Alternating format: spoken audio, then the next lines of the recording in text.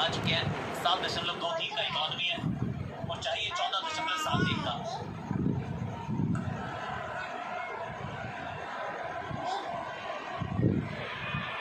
Team अगर पहले बल्लेबाजी करके 287 बना जाए तो गेंदबाजों का भी वो सीधा इतना चौड़ा हो जाता है, एकदम छाती हो जाती है।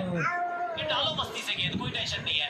एक आधा चौका लग भी जाएगा तो क्या फर्क पड़ता है। आपको चांस जरूर ले सकते हैं क्योंकि आपको पता है कि बैटर ने तो घुमानी है, उसमें आपको विकेट लेने का भी मौका मिलेगा। बॉल पकड़ नहीं कर सकते विराट कोहली। पकड़ 5 पर अरे मोबाइल नहीं पकड़, बॉल पकड़ बना दे, बॉल पकड़ बना। आउ नो बॉल नो बॉल। तो हैदराबाद ने पहले ओवर में सिर्फ 7 ही बनाए थे। आहो no ball. Okay okay okay ज्यादा हैरानी नहीं है। आउट